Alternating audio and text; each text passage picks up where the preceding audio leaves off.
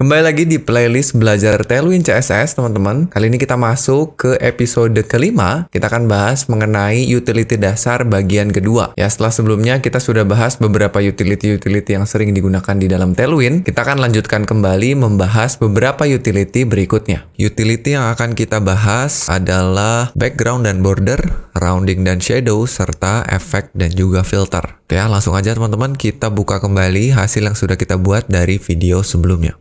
Oke, silakan dibuka kembali teman-teman hasil yang sudah kita buat. Kalau teman-teman belum punya studi kasus kita, silakan ikuti dulu video kita sebelumnya membahas mengenai utility Tailwind bagian pertama ya. Kali ini kita akan coba tambahkan satu elemen di bawah sebelum kita membahas mengenai background ya. Jadi silakan teman-teman buka codingannya. Ini saya geser dulu. Kita akan tambahkan setelah sectionnya sebuah div baru yang akan kita kasih kelas seperti ini ya. Jadi kita akan bikin seperti card. Jadi kita butuh sebuah div yang lebar maksimalnya itu adalah XL ya. Kalau XL itu kita lihat 576 pixel. Terus ada tingginya, kita kasih tinggi ya. Boleh pakai height biasa, boleh pakai min height. Kita kasih tingginya 96 ya. Coba kita kasih background dulu supaya kelihatan bentuknya. Kita kasih BG slate aja biar agak abu-abu. Kita kasih 300. Kalau kita refresh, ada di bawah ya, karena di video sebelumnya kita kasih sectionnya margin bottom yang cukup besar. Nah ini teman-teman boleh hapus saja. Kita akan pindahkan ke paling bawah deh ya. Kita cut.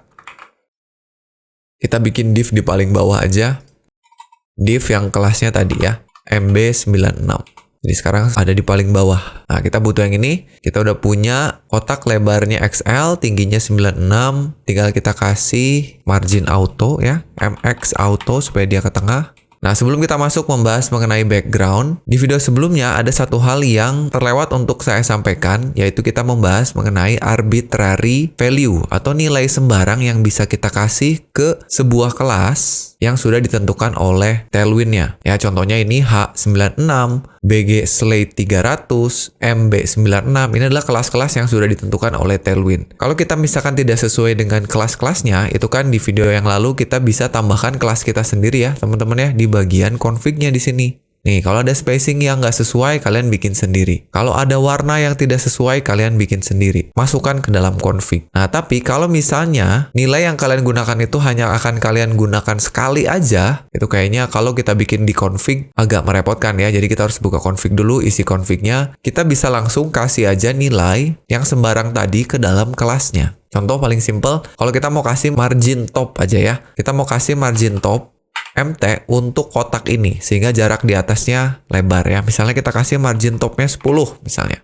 Kalau kita refresh, nah dia geser atas kan. Margin top 10 ini 40 pixel. Tapi gimana kalau misalkan kalian mau kasihnya 42 pixel? Nah 42 pixel itu nggak bisa kita capai dengan kasih 11. Karena 11 ini 44. Jadi MT 10 itu 40 pixel. MT11 itu 44. Nah, 42 tuh nggak bisa. Kita bisa bikin sendiri di spacing atau kita bisa kasih nilai sembarang atau arbitrary value. Caranya, kita tinggal kasih kurung siku di sini, teman-teman. Untuk memasukkan nilai yang sembarang tadi. Jadi, kalau misalkan di sini kita kasih 42 pixel. Nah, sekarang kalau kita refresh, nah, maka jarak di atas ini 42 pixel. Akan dibuatkan sebuah kelas baru yang sesuai dengan keinginan kita. Begitu pula dengan warna nih misalnya.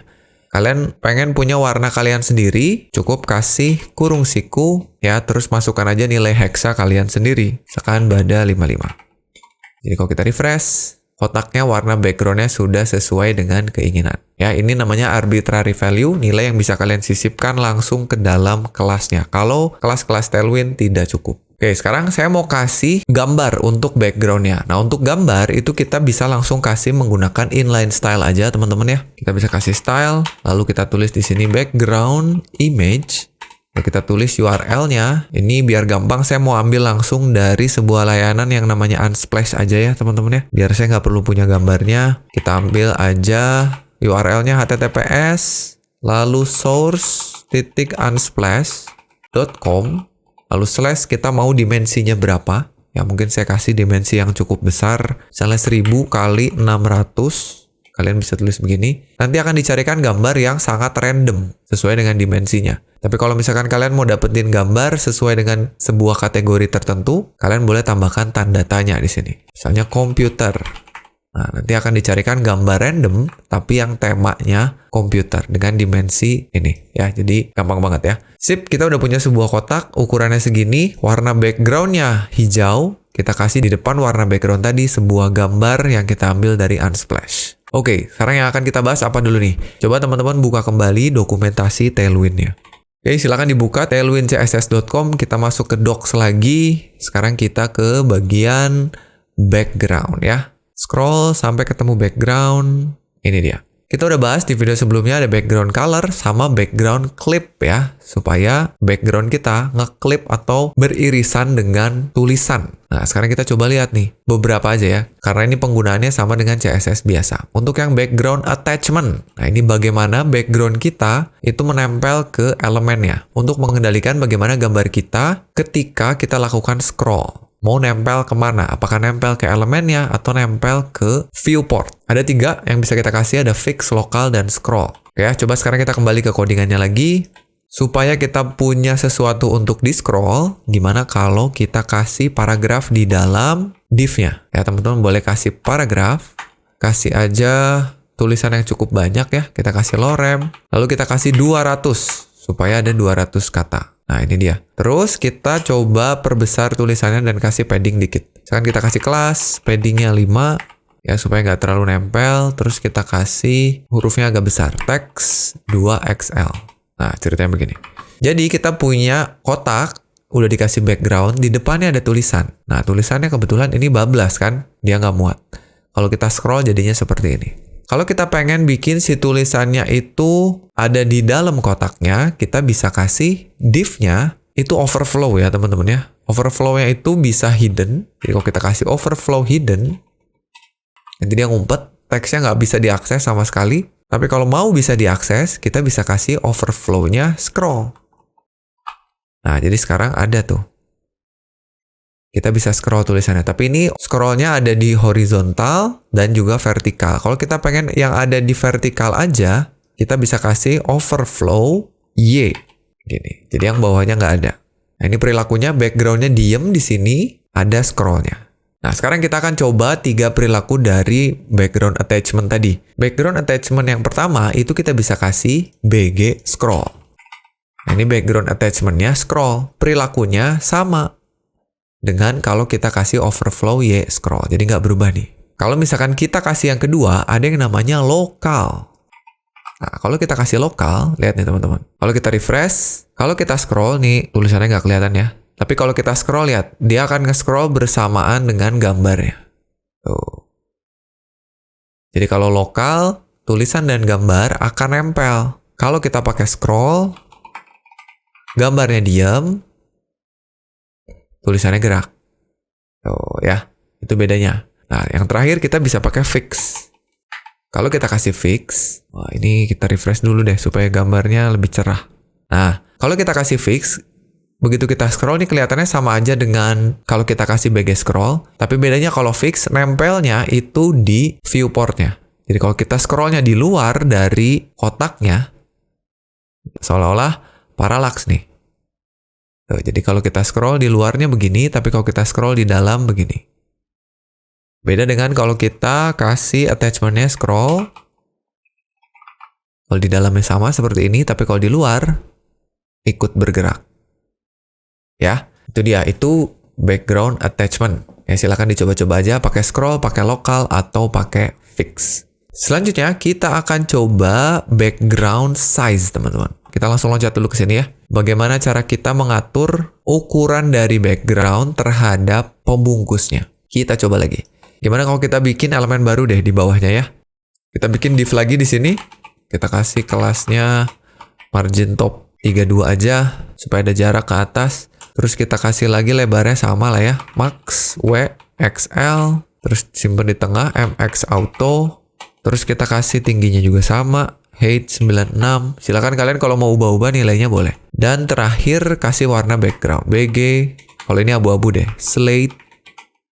Berapa? 300 saja. Ya, kalau sudah kita Kita refresh, belum muncul karena ini salah. Nah, ini dia.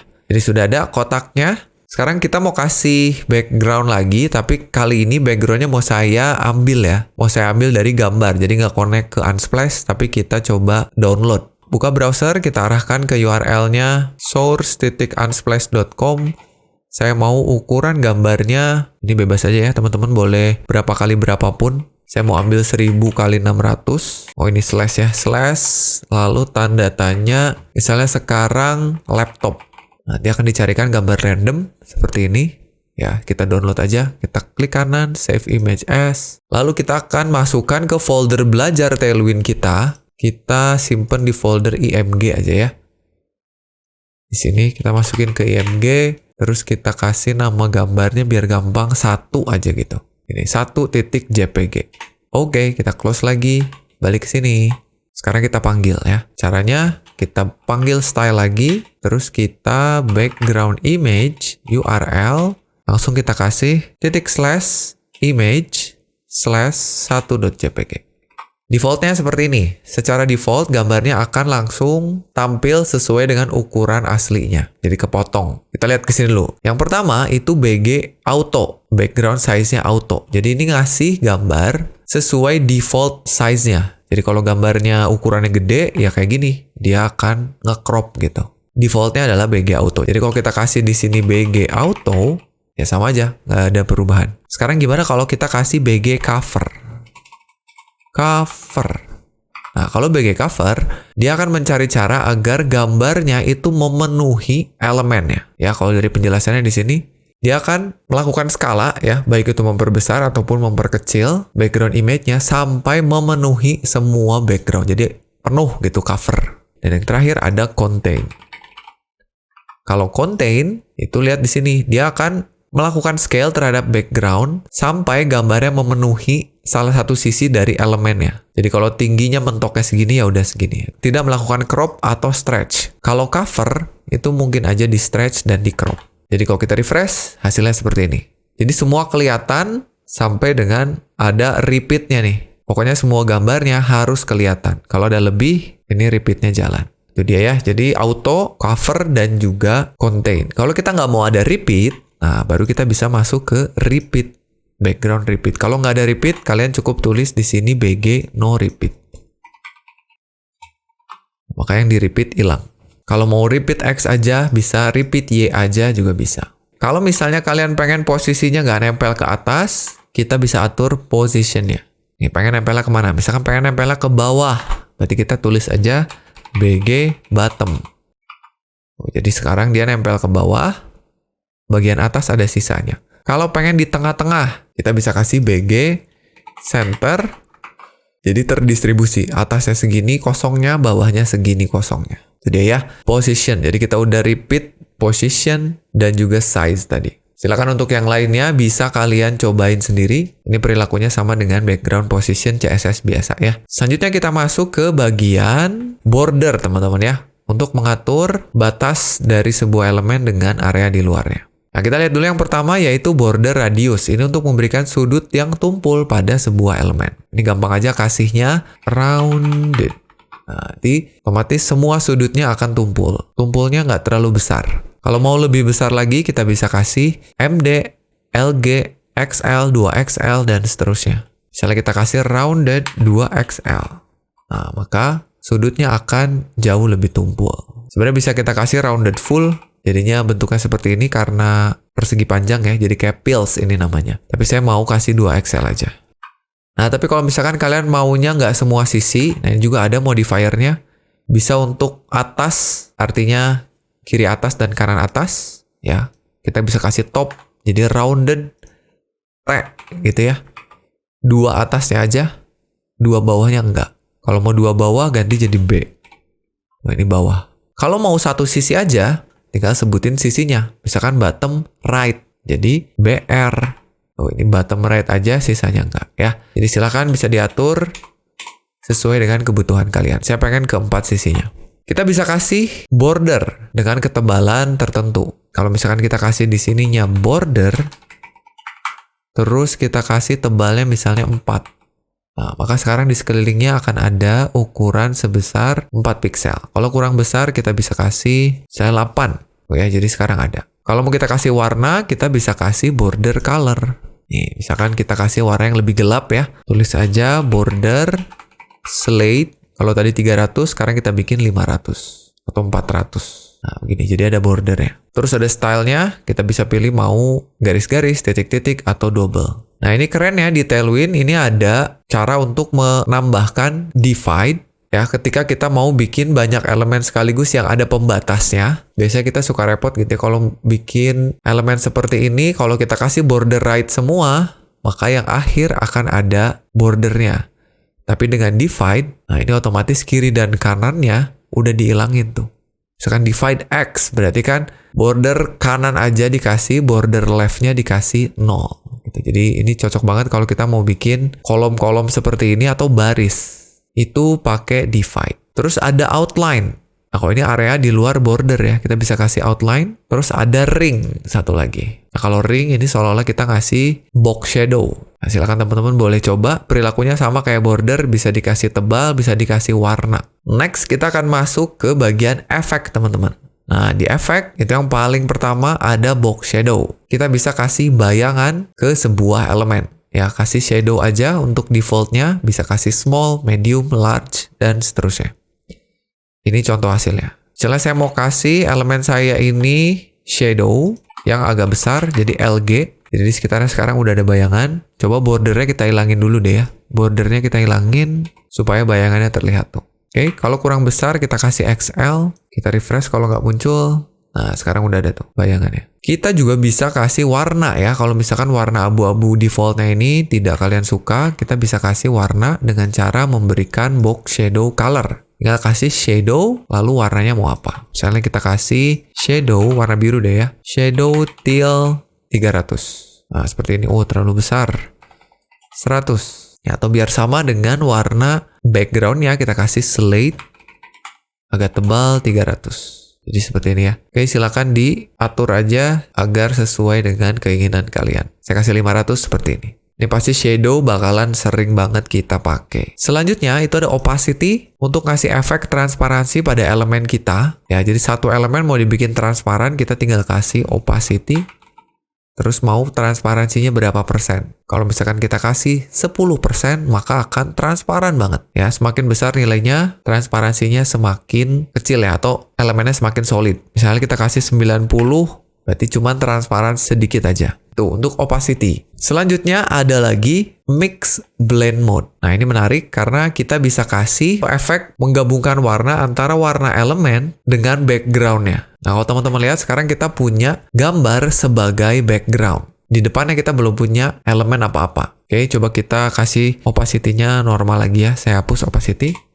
Jadi sekarang ini kotak, nggak ada elemen di depannya, hanya ada background. Coba kita kasih elemen di depannya dulu ya. Kita kasih div yang ukurannya memenuhi elemennya. Jadi kita bisa kasih class, kita kasih width-nya full, height-nya juga full, jadi memenuhi layarnya. Terus kita kasih warna background ya. BG misalnya blue aja. Kita kasih blue 300.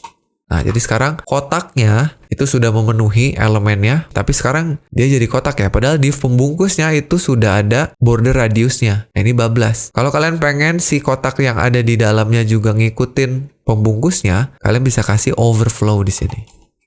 Jadi kalau ada yang tumpah, sembunyikan. Supaya lebih jelas, gimana kalau kita kasih lagi border ya. Border 8.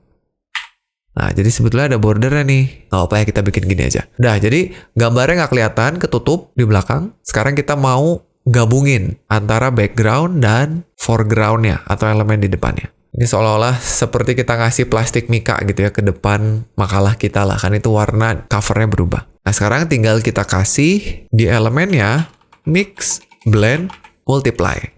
Tuh, jadi sekarang seolah-olah si elemen warna biru yang penuh ini ngasih efek multiply ke backgroundnya. Kalau kita kasih screen,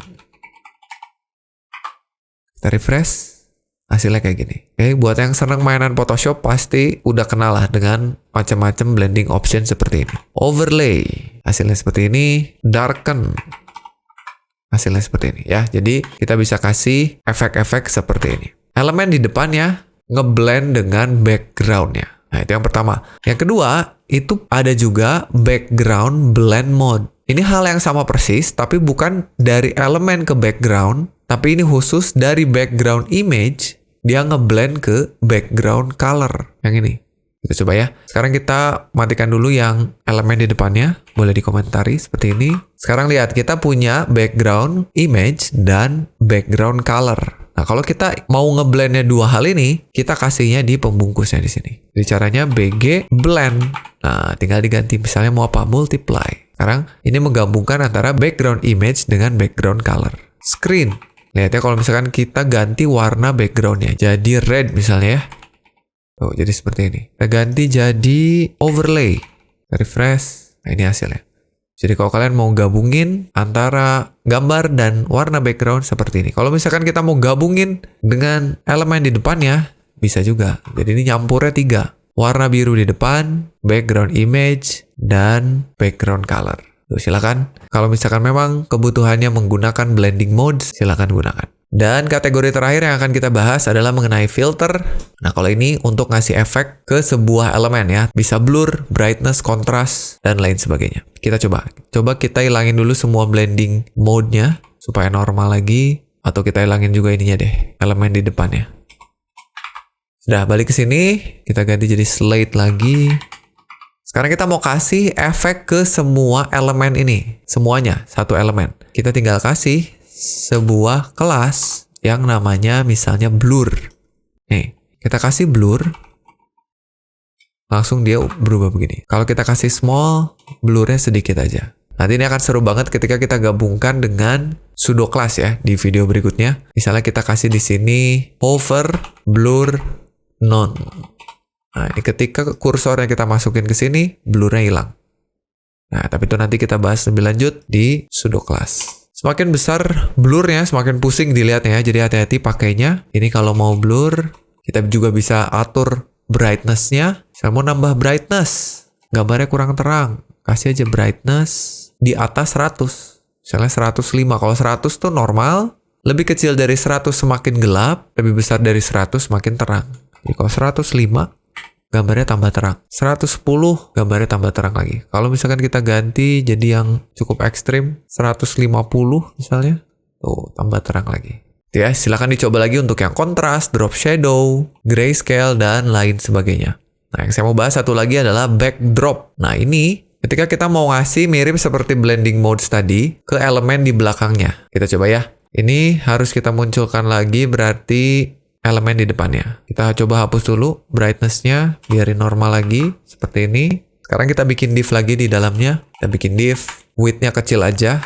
Misalnya kita kasih width-nya 100 pixel. Coba kita kasih arbitrary values, height-nya juga sama, 100 pixel. Kita kasih BG-nya white. Oh, terlalu kecil ya. Kita perbesar deh, 200. Sekarang kita simpen di tengah. Nah, ini sekarang kalau misalnya kita mau bikin kotaknya di tengah, ini kan bisa kita kasih MX Auto ya. Nah, tapi ini nggak bisa di tengah secara vertikal, karena ini nggak bisa kalau kita kasih M Auto. Nah, supaya bisa di tengah-tengah, maka elemen pembungkusnya harus kita kasih flex. Nanti untuk flex kita bahas di pertemuan terpisah, cuman sekarang biar gampang, saya punya kotak yang ada di tengah-tengah persis, kita bisa kasih pembungkusnya flex dan margin auto untuk sumbu X dan sumbu Y, biar gampang aja. Nah, sekarang kita mau kasih backdrop blur dulu ya. Nah, ini cukup kita kasih backdrop blur. Seperti ini, terus kita kasih transparansi untuk background-nya. Kita udah punya BG white, tapi kalau kita kasih transparan, kita kasih slash. Mau transparan berapa? Misalkan kita kasih 30%. Tuh, jadi dia transparan. Karena ini kalau blurnya saya matiin, hanya begini aja ya, kotak aja. Untuk kita perbesar deh, 50 supaya atau 70. Supaya transparan seperti ini, kalau kita kasih blur, backdrop blur yang besar deh, large. Terus transparansinya kita kurangin, tuh, jadinya seperti ini. Atau medium deh. Ini bisa efek glass morphism ini ya. Ini juga bisa kita kasih rounded full supaya bulat. Nah, seperti ini. Itu kalau mau backdrop blur Atau kalau kalian mau melakukan backdrop yang lain juga bisa. Jadi seperti menggunakan blending modes, tapi untuk elemen yang ada di depan background. Ya, jadi silakan kalian coba-coba lagi aja efek-efek yang lainnya sesuai dengan kebutuhan. Oke teman-teman, jadi mungkin itu materi mengenai utility-utility Tailwind dasar yang biasa kita gunakan. Mudah-mudahan teman-teman paham. Silakan dicoba-coba lagi aja utility-utility yang belum sempat kita coba. Dan di video berikutnya, kita akan masuk ke topik yang nggak kalah seru, yaitu mengenai pseudo class dan juga dark mode. Ya, jadi sampai sini dulu video kita kali ini. Mudah-mudahan bermanfaat. Kita akan ketemu lagi di video berikutnya. Saya Sandika Gali pamit, dan seperti biasa teman-teman, jangan lupa titik koma.